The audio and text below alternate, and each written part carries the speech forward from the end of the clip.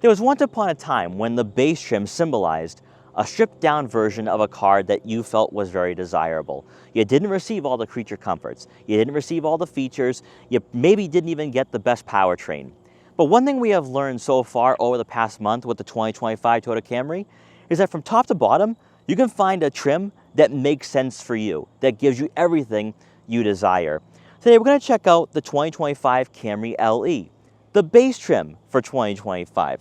We're going to check out what it's offering, why it might be a great value at around $30,000, and also to see why, if you are looking at buying a midsize sedan right now, heading into 2025, you don't want to break the bank, but you do want some creature comforts, you want some of that value, maybe taking a look at the LE might actually be a better choice than buying an SE. Now, before I get in this video, I want to give a huge shout out and thank you to AutoFair Toyota in Tewksbury, Massachusetts for letting me come down here to check out the Toyota Camry once again. Their link will be in the description below, so you can check out their extensive Toyota inventory. So as usual, let's begin with pricing. For 2025 with the LE, you're looking at a starting cost of just over $28,000. Now that is with front-wheel drive. All-wheel drive is optional for the LE, and I think it's a must-have if you do live in a colder region of the US for better year-round capability and versatility. However, going with all-wheel drive will push you over the $30,000 price mark. So some of you might not want to go with the all-wheel drive system, but you do get better performance with that drivetrain. Also optional, there is a number of packages for 2025 that I think provides a lot of value to this trim. And I think some of you will agree with that, especially for the interior. Although some of you might say, you know what, I'm going to bypass those packages and just stay as close to $30,000 as possible. And that wouldn't be too much of a mistake because this car does provide a lot of standard equipment that I think a lot of you will be impressed with. But for me, it's all about the exterior design of this generation. And I'm actually glad I'm checking out the LE today because I've always wondered what that looked like compared to the SE, XLE, and XSE, at least in person. And I have to say I'm not too surprised by this because each trim has its own distinct appearance.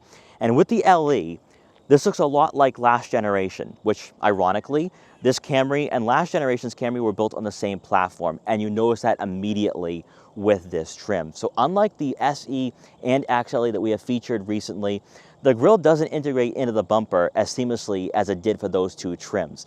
Yes, it still has the honeycomb mesh grille for the outside of the grille, but the contrasting accents kind of sticks out like a sore thumb here with this model, especially with the white paint color. Now, I know a lot of you are going to like this design because the Camry last generation was a hot seller, and it still will be for 2025. But I have to say, for a dynamic appearance, go with the SE or XLE, even though the XLE is more of a luxe trim for 2025. However, the body lines do make their way on this model, and I'd have to say, it does make this car look rather dynamic and sporty. Better yet, a lot of you will love the fact you will get LED headlights. Now, they're not full LEDs though, so you will have incandescent turn signals. That's not too much of a surprise at all for a car at around 30 grand. Then taking a look at the side profile, the LE is sitting on 16-inch alloy wheels, which will help out with the road noise and road comfort. So for a lot of you who are just looking for a daily driver and an efficient daily driver at that, you're going to like these wheels for sure. But that isn't the highlight for the side profile for 2025, because I am a bit impressed here with what Toyota is offering, even for their base trim. You are going to receive color matched side mirror caps with turn signal indicators. Typically, that's not found for cars in this market and price range, especially for base trims. But it goes one step further, because you will receive blind spot detection and rear cross traffic alert for added safety and convenience. That is great to see. Then as you make your way around to the back, just like we saw with the SE, you do not receive full LED taillights. Now, is that a make or break deal? Absolutely not. I think this car does look rather nice for a sedan at $30,000. Also, one thing I haven't really pointed out here with this car, it kind of reminds me of an Avalon. And I think a lot of you who did own an Avalon in the past and you don't want to go with the Crown are definitely going to like the Camry here for 2025. It looks sporty, it looks aggressive, and also, as we saw with the other trims, the Camry badge is written out on the trunk for a classy appearance. Also, you will have a visible exhaust outlet tucked underneath the bumper. Obviously, it's not as visible as what we saw with the SE and XLE, but I do like that touch for sure. And also, one thing that we have noticed with this generation is that there will be some cladding for the rear bumper, and we're starting to notice that a lot more in the automotive industry. So I'm not going to say it looks cheap or tacky, but I think a lot of buyers who are looking for a sedan with all-wheel drive might actually like that and it should keep the rear portion of this car looking rather clean, especially if you are driving on some snow-covered roadways that have been treated with road salt. Taking a peek under the hood for the 2025 Toyota Camry LE, you are going to receive a 2.5-liter hybrid 4-cylinder engine, producing 225 horsepower if you go with front-wheel drive, and 232 horsepower if you go with all-wheel drive. This powertrain is paired with an eCVT. I have to say though, what Toyota has done with their 5th generation hybrid technology, they've made this car perform very flawlessly and also very well refined. You will be impressed with this sedan for sure. But really the name of the game for the 2025 Camry is its fuel economy statistics. So by going with the LE, you will receive 53 miles per gallon in the city and 50 miles per gallon on the highway. This car is so efficient, and for a car that starts at around $28,000, this is really all you could ask for. The fact you do get the efficiency and affordability makes this car a well-rounded daily driver just from that alone. But what about the interior? Hopping inside the Camry LE we have today, we're greeted by manually adjustable cloth seats for both the driver and passenger. Power adjustability is not offered for this trim, so you have to go a little higher up in the trim levels to receive that if you want some of those creature comforts. What is offered, though, for 2025 with the LE is a cold weather package, giving you heated front seats and a heated leather-wrapped steering wheel. And I think that completes the interior of this car, and you don't have to go with the SE just because having those creature comforts, having the heated front seats will go a long way if you do live in a colder region of the US like I do. But selfishly, I want a leather-wrapped steering wheel. Having experienced the SE and XLE in the past few weeks, the Camry does feel rather bare without it. So I would say just go with that package regardless, because it will make the interior feel a bit more upscale at around 30 grand. But there is a long list of standard equipment here with the LE that I think a lot of you will be impressed with, and I do think it will surprise some people as well. But first off, let's talk about these seats. The cloth upholstery is rather stiff, I will say that, and it's mostly because having featured the SE and the XLE, I've been spoiled.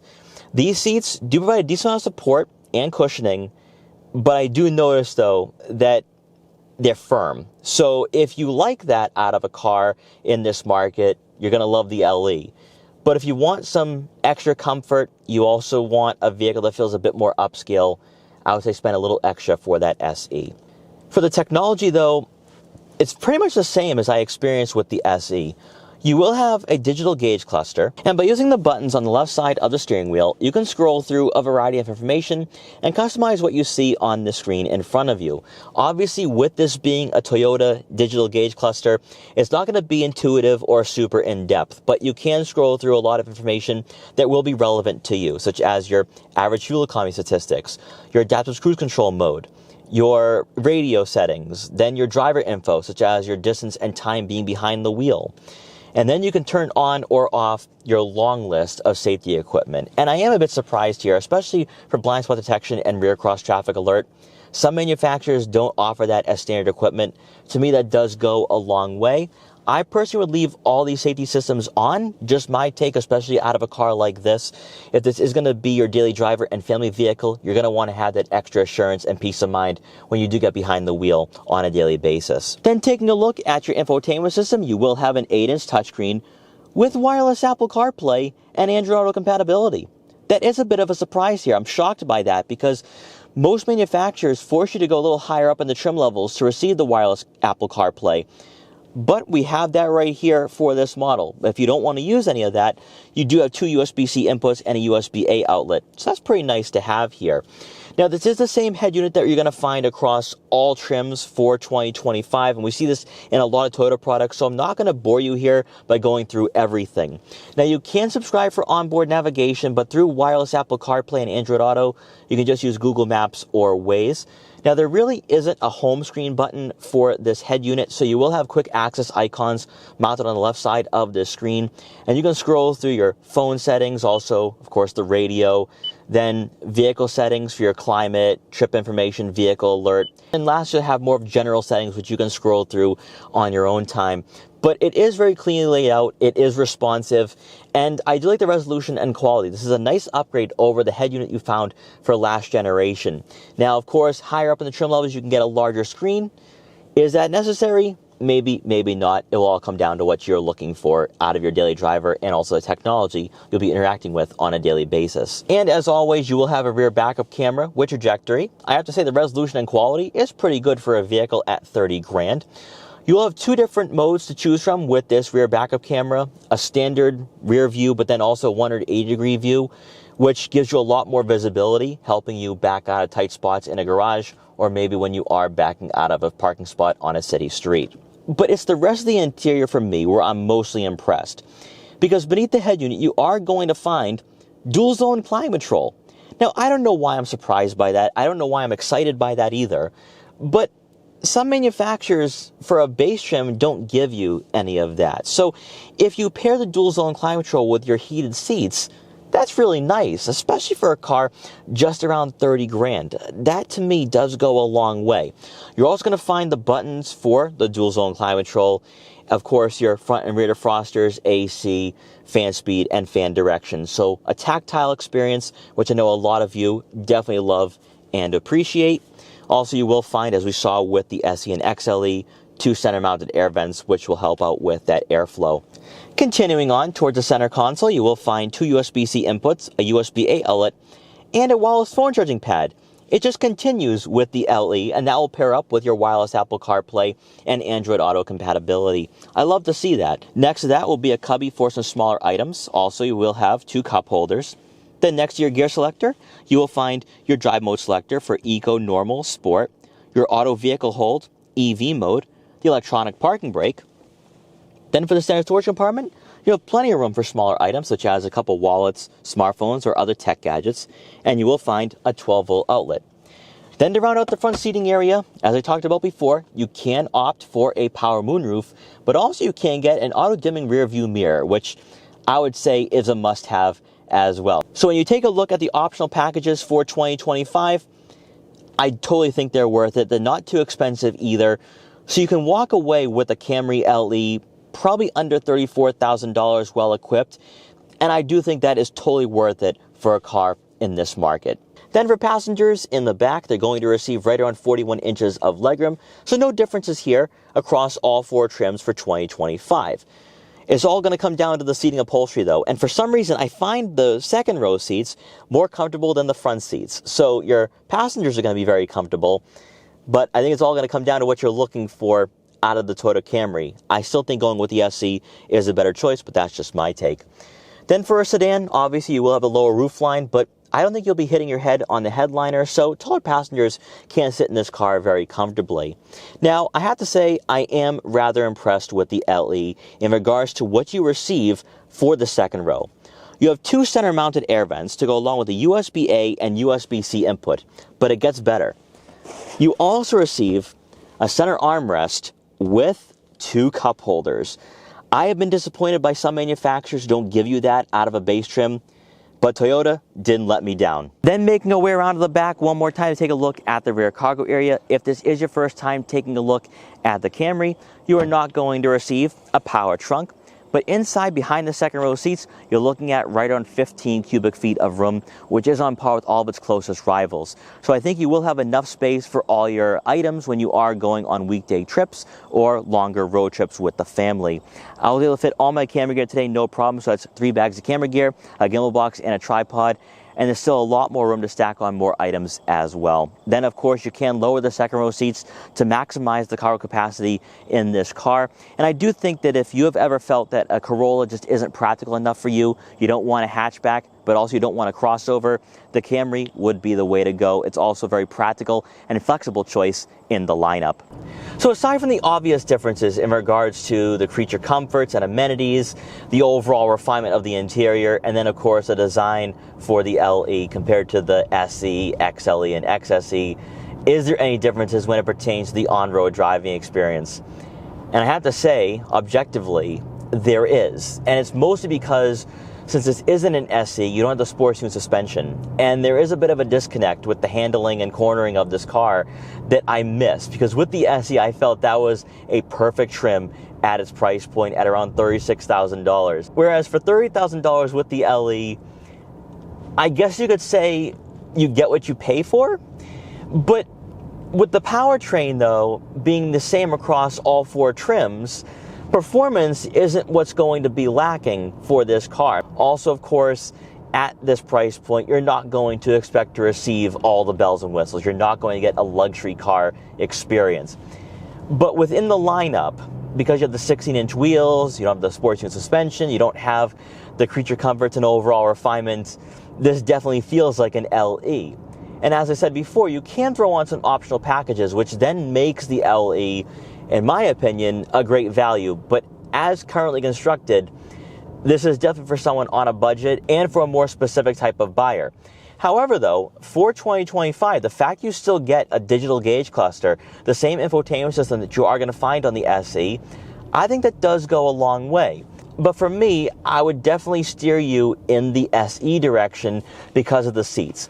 The cloth upholstery in the LE is rather firm. Also, there's not much bolstering when you are driving around. So in true base trim fashion, it definitely has those characteristics and elements. I think the fact that you only get a hybrid powertrain for 2025 is what sets this car apart from all of its closest rivals, where you're not dealing with an underpowered, naturally aspirated 4-cylinder engine. You're actually getting a car that responds very well, which again, for an LE trim, almost feels unnatural to have a car that responds when you do put your foot on the throttle. This is something that I think is a great formula for Toyota and why they have been so successful. You see these everywhere. I mean, I have never seen a sedan, at least in the last 10 years, be so popular within such a short period of time. And that speaks volumes. Now, I do want to put the Camry in sport mode. Let's see how this does as we enter the highway here. Yeah, I'm missing the sports tune suspension because there is some body roll here. And surprisingly, even in sport mode, I noticed that the handling and the steering input isn't the same as the SE and XLE that I had featured a couple weeks ago. But for performance, though, it's not lacking. And certainly not disappointing either.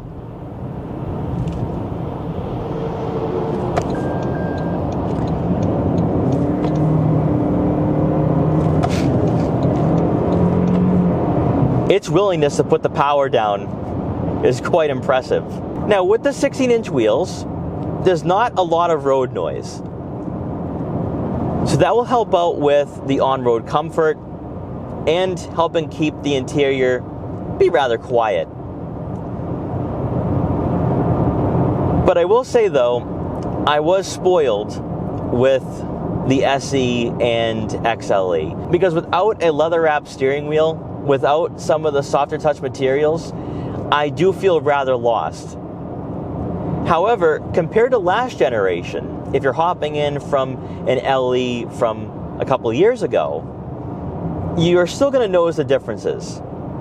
And I think it's mostly going to be centered around the fact that they have retooled the suspension and chassis, but then also, of course, with the hybrid powertrain. It is such a game changer and makes the Camry, still in this form, a pleasure to drive. But for those of you who have no intentions of spending over $36,000 for a Camry, you don't want an SE, you don't want a car that's going to break the bank, you're just looking for a comfortable daily driver, maybe one that's efficient and also practical, the LE still gives you all those bare necessities. And as I said before, with the optional packages, you can make an LE very enticing and appealing. And I do think you're going to have to go with those optional packages to make the LE, I think, a great value. Compared to other sedans in this market that I have featured recently, the LE is still very competitive, although you might be spending a little extra by going with Toyota.